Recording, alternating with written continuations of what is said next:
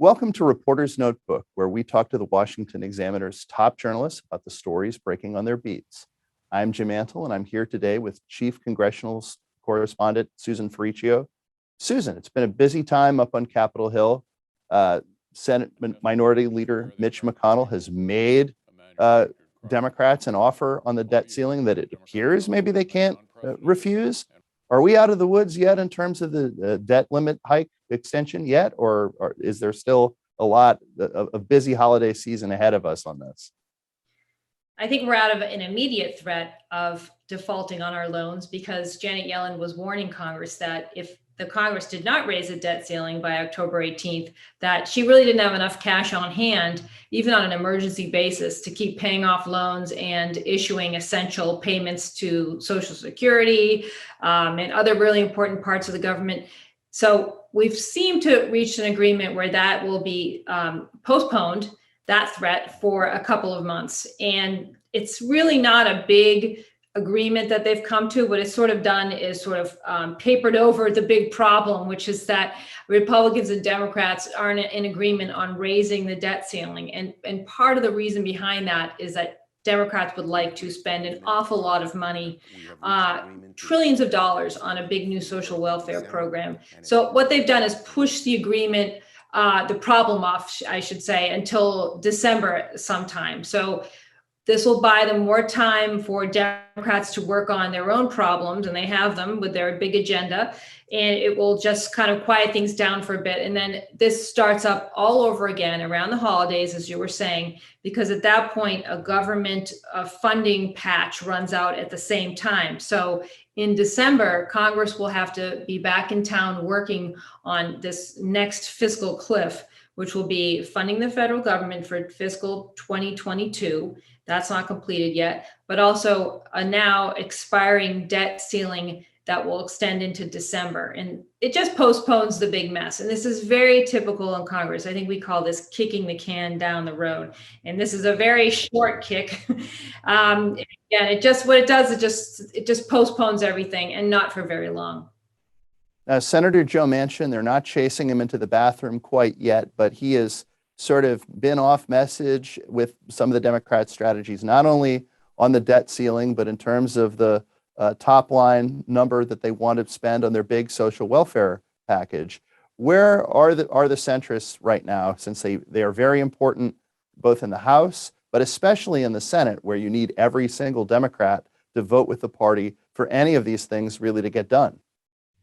That's a great point. In fact, I'm writing about that this week for the Washington Examiner magazine. You can check that out. It's just whenever a party wins majorities in the House and the Senate and controls the White House, you really see a lot of infighting, because now they've got the ability to really pass things into law.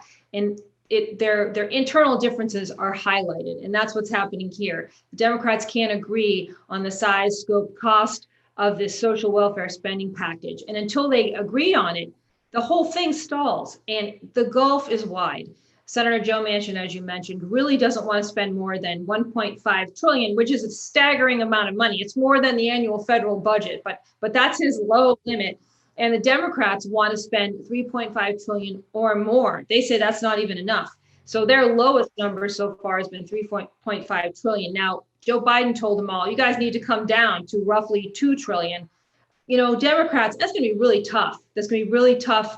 And so what you're seeing now is sort of this internal battle play out in the public eye, where this past week, Bernie Sanders got before the mics, and he's the socialist independent from Vermont, runs the budget committee in the Senate. And he said, Joe Manchin, why should he control everything? Well, it's not just Joe Manchin, it's Kristen Sinema of Arizona. And there's probably other moderates who would like to see the price tag come down a little bit, but are being much quieter about it.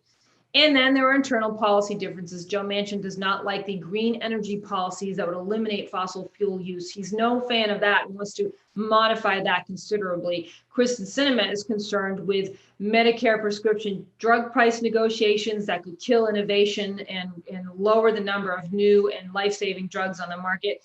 And there are other policy differences. But the big issue is the top line number. Democratic leaders are trying to say it's not about how much, it's what programs we cover. I have a hard time right now seeing Democrats come down low enough to win over holdouts Manchin and Sinema And I also don't see Manchin coming up a heck of a lot higher than where he is. Until they bridge that big wide gap, there's no deal. And so there's no movement on that yet, but we're all keeping focus on it. Joe Biden's involved, having near daily talks with these moderates. No movement yet, but we're just waiting for some big announcement where they have that kind of number they can agree on. It's not there yet, though. So it's not just the moderates, though. There are all these members, not just Bernie Sanders, but all these members of the Congressional Progressive Caucus, a lot of whom think that $3.5 trillion is a compromise number. They would have rather spent $6 to $10 trillion. There are a lot of them in the House. What can they do to sort of satisfy that faction? And how is President Biden going to, and Speaker Pelosi, are they going to thread this needle? Well, typically what will happen is they won't thread the needle. They will tell these Democrats it's this or nothing. And it will take a while for them to accept that. And, Pelosi complained last week that she just didn't have enough time to work out a deal, which is why they had to punt on the second part of the economic agenda, which is that infrastructure package. If she has enough time, typically she just twists arms. And this is something that Pelosi, among all Democrats, is very good at doing. It doesn't guarantee she'll do it, but what will generally happen, and this is what happened with the Obamacare law, is that progressives were forced to swallow what the Senate could produce. The Senate is sort of the common denominator here. They're the weak link. It's hardest to get big packages. Whatever they get through, she'll have to say, look, either we do nothing or we do this. And whether that will succeed, of course, we're all going to watch and see. But typically, with Biden involved and Pelosi's negotiating skills and arm twisting skills, they'll try to get something across the finish line while they have control of government, which we know may not be for long because election 22 numbers don't look great for Democrats. Certainly recent poll numbers for Biden that could be down ballot disaster are a warning signal for Democrats that they better do something now while they still hold power in government. It's going to be a real test for President Biden and Speaker Pelosi, their reputations as people who are really good legislative tacticians working with these very narrow majorities, as you say, that may not last much longer. That's right. And Biden, of course, there have been a lot of complaints that he got involved too late, that he wasn't closely involved enough. There was also a problem with the White House staff saying things that were different than what Biden was saying all along. There have been internal problems in the White House with how things are negotiated. It's hard to say. Most of negotiating, in my view, will happen with Pelosi. She will be doing it herself. And she did a lot of it during Obamacare, too. She was the negotiator, not President Obama. There were always complaints that he did not get involved enough. So that's nothing new. The question is, this time around, the Progressive Caucus, now this is a liberal wing, it's about 100 Democrats, have really been kind of drawing the line and saying, we're not willing to go for anything because we feel like Joe Manchin and Kristen Sinema shouldn't be controlling the caucus and the agenda. But They need to understand that you can only get through the Senate what can earn 50 votes and the tie-breaking vote of Kamala Harris. So far, Manchin hasn't budged on those kinds of things. They try to get him to go along with getting rid of the filibuster, which of course would have cleared the way for potentially passing all kinds of things on the agenda. So far, he hasn't budged.